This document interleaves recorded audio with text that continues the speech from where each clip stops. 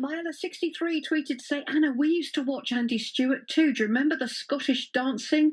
We always joined in Old Lang Syne and then rushed to open the doors, but my poor Italian mum was totally bemused by it all. I'm not surprised. I'm not Italian and I was pretty confused. She said she was especially bemused when a first footer called with coal. Yes, the whole Scottish thing, isn't it? Or knock on a stranger's door and bring the coal. Must have seemed bonkers. Well, it kind of is, isn't it? But that's part of the charm, isn't it? So, well, we can ask somebody who's Scottish now because it is officially party tonight, New Year's Eve, giving you the perfect excuse for a new frock, a tipple or three, and letting your hair down if there's still any on your heads, gents. But let's be honest, there are plenty of potential pitfalls along the way, from hours of small talk to juggling that glass of bubbly, a sausage roll and a handshake. And it's the one night of the year, of course, when however tired you are and however much your feet ache, you can't leave before midnight. So is it worth the effort? Grant Harrold lives outside Tetbury and was a butler in the royal household for some years. So if anyone should have some tips about getting through it, it is him. Hello, good afternoon, Mr. Scottish man. Good afternoon, Anna. Andy Stewart, you must remember Andy Stewart. Well, what's really strange is I actually knew Andy Stewart. You did not? My family were family friends, and I was a youngster, and we used to go and see him quite often. And but sadly, I didn't really know who he was. You did, yes. You weren't starstruck because you were too young to realise. No, and he used to sing to me and things, and I used to just think this is just a friendly old chap that sings to kids. Did he sing you Donald Where's My Tweezers? I'm sure he did. And was he wearing the kilt? You see, I can't imagine Andy Stewart without a kilt on. I'll let you keep the image. He always had a kilt on. Yeah, okay. You can tell me that, and I will believe you, because why would you fib to me? So here we are then. That's so funny. The night when, in theory, we should all be party, although frankly, it's quite nice to shut the door and be quiet and, and just forget the world for a bit. But it's hard. It's hard to be sort of jolly and jovial and do the small talk thing, isn't it? I mean, Isn't it exhausting? Do you know, it can be difficult because some people love the whole, I'll say Hogmanay, the whole Hogmanay thing, Hogmanay, the New Year thing, and some people just don't want to know. And we've got friends who have both got that view. Some love the whole party thing, some don't. And it's difficult because if you're in a family that some of them want to do the whole New Year thing and some don't, it can be really tricky. It's trying to get a good balance, or just hiding away somewhere and letting the rest of them get on with it. Yeah, exactly. Just wake me up when it's over. Yeah. Right. Okay. So you could give me some ideas then of your own experience. How are you meant to juggle your glass of wine, your food, your serviette, and shake hands with somebody new? I mean, what's that about? It's doable with a bit of practice.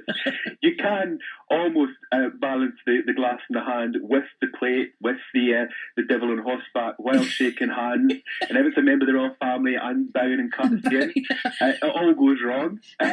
Drink everywhere. But it's doable. But I always say to people, if you're at a party and that kind of happens, look for somewhere you can put your glass down, check there's a coaster, because you don't want to put a glass down and then end up with marking the furniture. That'll be Can you imagine? Yeah. Oh my Lord, that's not good. And also try not to knock the glass over, because then you've got the spillage.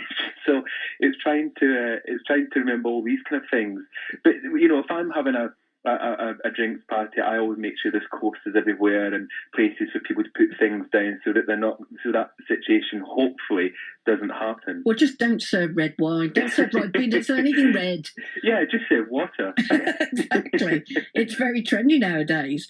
Is there ever an excuse for double dipping? You get your carrot stick, you put it into your lovely cheese and chive dip. No, don't put it back in once you've nibbled. No, I mean, ideally you don't want to. If it's just you and the loved one, then fine. But if you're having an actual party where you've got people from, even possibly some strangers coming along, you don't really want to do the double dip. So you just do the one dip and that's it. Yeah, you just got to make sure you pile it up first time. Yeah, exactly. You can always go back for more. Just get another something another to dip carrot in. Another carrot to dip in. Celery.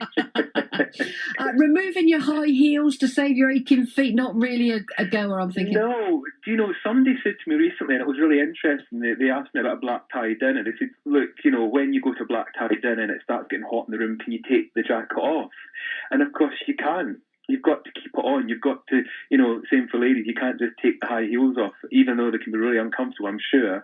You've got to, he says, you've got to stay the way you are, even at the end of the meal, even when you're maybe I'm sure you are, Anna, at the end of the night in your drawing room by the fire, yes. and you've still got to maintain the image until... Yes, so you can't undo the bow tie, you can't take the button, you can't you can't unzip to let it all hang out. No, none of those things. No. Your party must be amazing. No, ideally you don't. I mean, sometimes the gentlemen, if you might feel it Downton Abbey, and at the end of the meal, sometimes they'll all sit around the table, and then maybe the host might let them take their jackets off and loosen the bow tie a little bit, just while they're sitting down having a glass of port. But again, it depends. It's up to the host. But ideally, you should keep everything on. It's not. So how you arrive is in theory is how you should look when you leave. Yes. Why is that not what happens at your party? I couldn't possibly say. Who do you kiss at midnight? This is tricky because this is awkward. I mean, it's all right if you've got your other half there, but if if you find yourself next to somebody you only met an hour ago, and you're really not that bothered about having the midnight kiss, but there you are at midnight. You can't go got to leave now because I don't want to kiss you. It's tricky, and strictly speaking, you don't just kiss a stranger. Again, when you initially meet somebody first, it was always a handshake, male or female, and it's only if you get to know them, maybe a couple of other times later, maybe then you might give a kiss in the cheek. But what I tend to do is, if I'm with them, for example, I'm going to be a small party tonight, and I won't really know many people there. And what you tend to do is when it gets to midnight, you just kind of raise your glass and all that kind of thing. Right, no kissing, no kissing, no. The kissing. Don't go in for kissing. Hey, Scottish, you should know. So, words to Auld Lang Syne, I've never got past about, Auld Lang Syne, and that's it. I don't know anymore. Can you mouth along? Are you allowed to mime? Yeah, it's fun. If you're at a party and everybody wants to do it and you think, oh, this is a nightmare, I don't know the words, I don't know what to do, you just go along with it. I've been at some awkward parties where suddenly people have started doing it and you think, okay, we're just going to go with this. And if you don't know the words, you'll get part of it. Part of it's Auld Lang Syne. Yeah. And do you do the foot? Is it first footing? Is that's right, isn't it? Do you do the footing, yeah? Do you take clang your dustbin lid and take your coal? Yeah, you that? First footing in Scotland it's quite a big thing. Again, you have got to be respectful because today a lot of people don't want people turning up at their door. So I always say to people, pre-plan. Let people know if you're planning on visiting them. Check it's a good time. Check they're up. Check they might be ill. All the rest of it. Yeah, and the other thing about first footing, which I love, apparently it goes way back in time. And at one time, they always used to say a tall, dark stranger should be the man that walks into the house. Because if it was blonde, this goes back to Viking origins, it meant that you could have that there could be trouble. Yeah.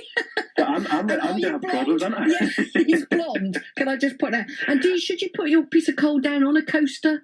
Is that ideally you probably just go in and possibly just put it on the fire or next to the fire, because again, what it symbolises was it meant that you will hope that they would have warmth for the coming year. Say warm again for me. Warm. Enough said. Grant, have a lovely evening tonight. Don't double dip and don't take your high heels off. Lovely to speak to you. Grant Harrold then. One time butler in the royal household, and tips for how to get through parties tonight. Good luck.